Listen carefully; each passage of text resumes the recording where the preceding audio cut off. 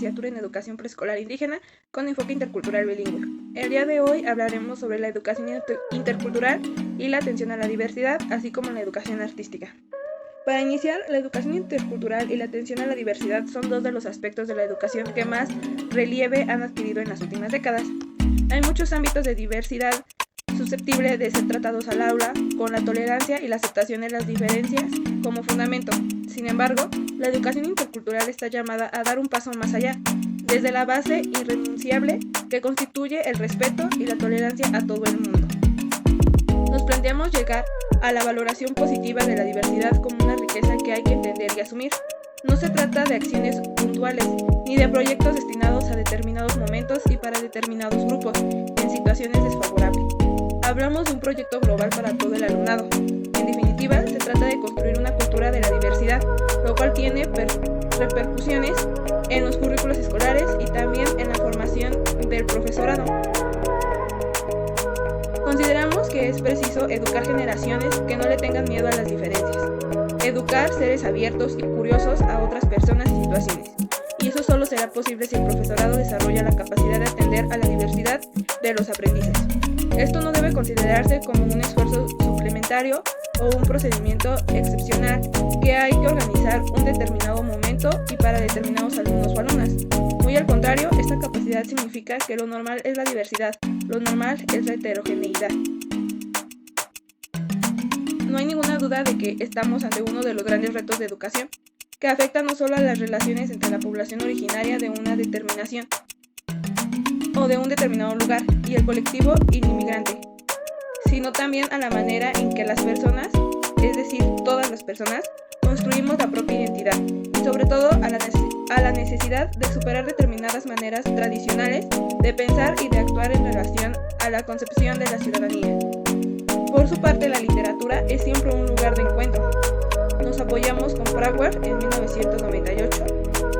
Él nos menciona que muchas veces separados físicamente por factores temporales, espaciales, lingüísticos y culturales, en este sentido, tal como nos recuerda también Joseph Ballester en 2007, en la lengua y la literatura se encuentran depositados y vivos los esquemas de valores y de visión del mundo que presentan las diferentes comunidades humanas, como también determinadas pautas de conducta y sabiduría popular gestadas a lo largo de generaciones.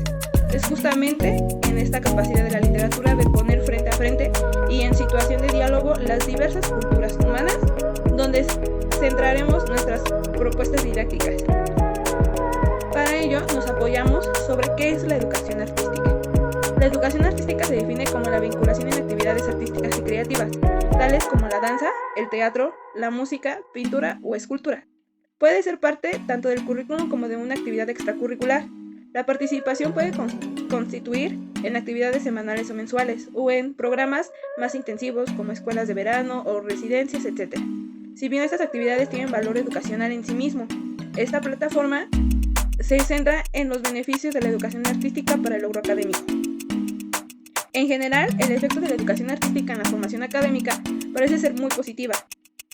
Se ha asociado en un proceso o en un progreso en el aprendizaje de ciertas asignaturas, como puede ser inglés, matemáticas, ciencias, entre otras.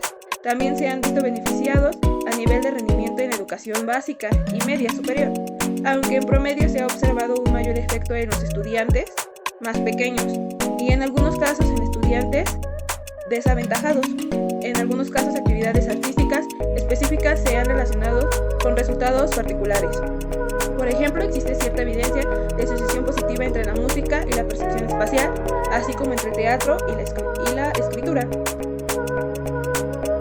También se han reportado mayores beneficios en cuanto a la actitud hacia el aprendizaje y el bienestar. En general, el impacto de las actividades artísticas en el aprendizaje parece ser positivo, muy positivo. Existe una cantidad de revisiones sistemáticas y metaanálisis que han encontrado pequeños beneficios en la educación artística. En algunos meses se ha hecho un progreso que refleja el patrón de estos hallazgos. La calidad de la evidencia se clasifica como moderada porque si bien hay 5 revisiones basadas en estudios experimentales, el tamaño de los efectos varía considerablemente, pero la mayoría han sido positivos. Ahora hablaré en lo personal. Soy una docente en formación que va a pasar al 4º año de la carrera, por lo cual he estado en algunas prácticas de ejecución con alumnos de preescolar, específicamente en el grado de 3º, por lo que me ha llevado a tener varias estrategias para llevar ciertos aprendizajes a ellos.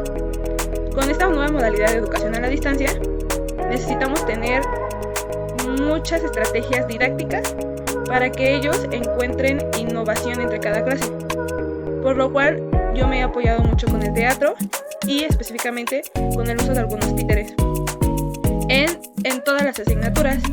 Básicamente una de ellas es en la literatura, en el lenguaje y comunicación.